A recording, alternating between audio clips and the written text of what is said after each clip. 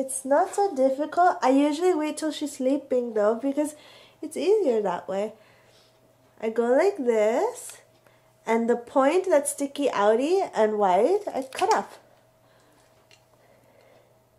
He really doesn't like it. I have to wait till she's sleeping. Okay, so these are the ones that I use, and there are smaller ones you can get in pet stores.